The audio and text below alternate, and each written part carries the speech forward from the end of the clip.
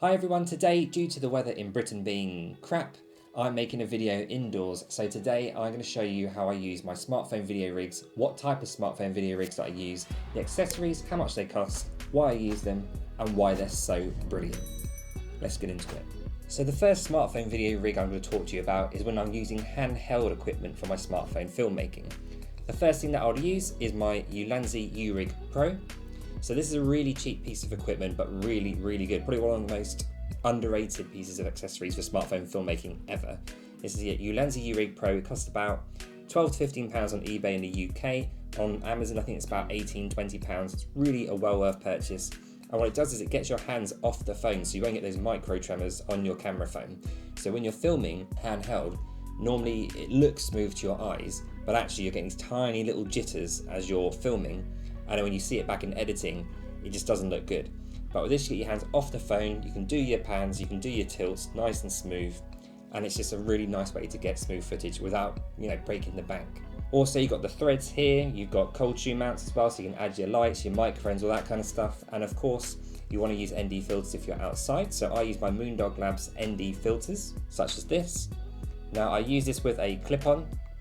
Now I don't have the Beast Grip rig or anything like that, the cage, so what I use is this, basically it's like a clothes peg you can get from Amazon. So I've got my clip-on, which costs about £11. It comes with a newer, however you want to say it, ND filter that's variable. I don't really like that variable ND filter myself, so I prefer to get fixed NDs.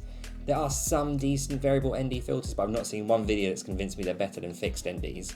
So I get the clip-on, I get the step-up ring. This is a 37mm step-up ring, and then it goes to 52mm on this side. So I can then attach my ND filters to that and then clip it on to my phone over the lens. And you just screw it on, same with the ND filter on top of that step-up ring. And make sure when you clip it over your lens that there's no air or like gaps between the back of the phone into the filter itself, otherwise you'll get some weird shapes, lighting, that kind of thing. So get it nice and tight on there and you're good to go. Now, what about sound when you're using handheld rigs? For me, I personally would use normally the Video Mic Me from Rode. This one plugs straight into your head socket of your camera, or you need a lightning to head socket adapter if you've got a phone like this is an iPhone 8 that I use for filming, so I have to use the adapter. And you've got the Rode Video Mic Me L, which is the lightning adapter microphone for your phone. That's a really good one as well. It's a bit more expensive. That one is about £40, £45. The one with the lightning adapter, for some reason it's more expensive. It's about £60, £65. But if you move your phone, pull the spring up on the Ulanzi U-Rig Pro, move your phone to the side, and you've still got room for your hands, and you can always move it a bit to adjust that. And you've got plenty of space for your microphone here as well. Or if you want to get one of the wired ones, you can have it on a cold shoe mount sticking out here like you see in a lot of people's videos as well. So this is essentially my handheld rig for outdoors. Obviously you can put a light on if you're doing indoor stuff, but really it's so simple, it's so cheap. This costs about £12 to £20 if you're getting on eBay or Amazon. The ND filter costs £30 from Moondog Labs. The clip-on's £11, step-up ring's about £6. So what you're looking at, about £50, £60? And then with the microphone, obviously that goes up to £80, £90. But it's super cheap for a handheld rig that does a lot for you, and you can get good sound, good quality image. The ND filter allows you to keep your shutter speed down if you're making films as opposed to more vlogging kind of stuff. And that's why I use this setup as my smartphone video rig for handheld filmmaking. So what about B-roll? What do I use to get the B-roll sequences either in my YouTube videos or for films as well? The first thing I'd normally use is a gimbal. So this is my Osmo Mobile 3, as you can see from DJI.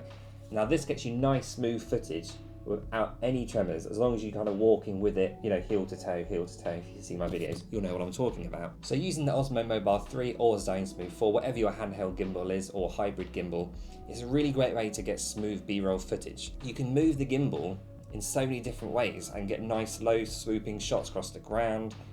You can do your tilts, do your pans, and this gimbal costs about £90 to £100 depending on where you're getting it from. Any kind of smartphone gimbal can be so helpful to get B-roll because you can get into places that you wouldn't normally be able to. So you can kind of like do a flashlight mode, which is where you have it almost like a torch, and you can like push it into small spaces, pull it out again, get really nice B-roll shots like that. And I always make sure I've got the strap around my wrist, because the last thing you want to do is drop your phone, drop your gimbal whilst you're getting your B-roll footage. And obviously if you want to do 24 frames per second with 48 shutter speed, then you're going to want to use ND filters for outside filming again, same as we did with the handheld rig. So put that over, make sure there's no gaps around the lens. Make sure you've got counterweights as well, so if I was doing a long length of filming, I'll use my Ulanzi counterweights as well on the gimbal. So that way you're not pushing this gimbal to its max and making it struggle through loads of kind of complicated movements as well. Also, I suggest if you're using a smartphone gimbal to use a small tripod that connects to it as well.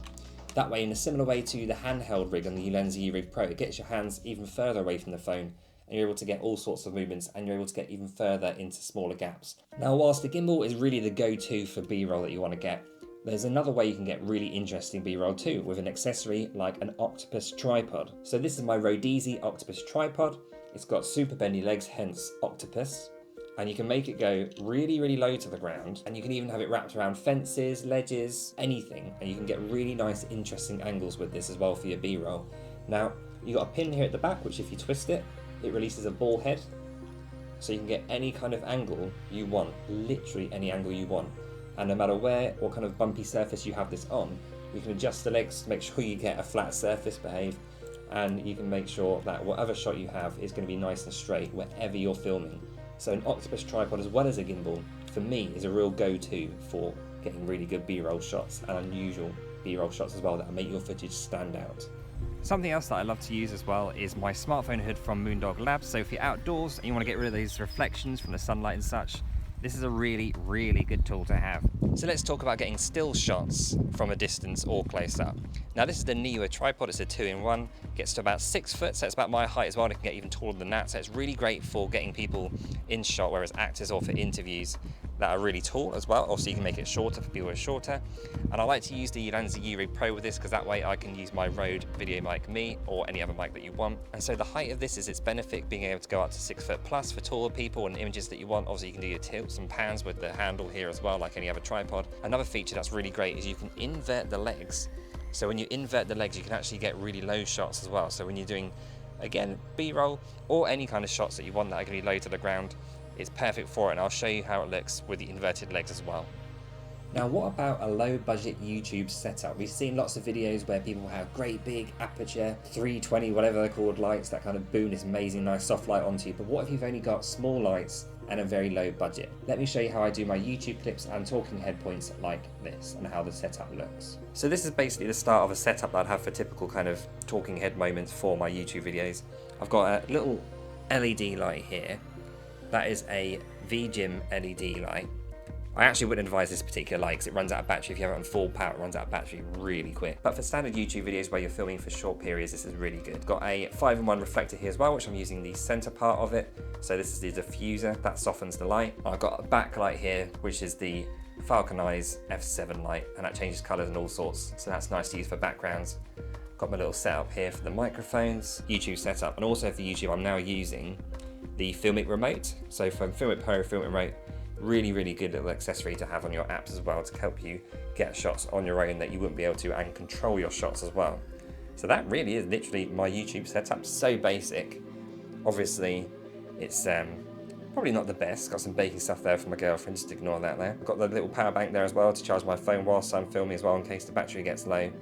And that is my YouTube setup. Well guys, I hope you found this video really interesting. It's something that I've been wanting to do for a while because I know a lot of people have questions, particularly if you're a beginner or just getting into this with smartphone video making and filmmaking. Accessories can be a bit of a minefield at times.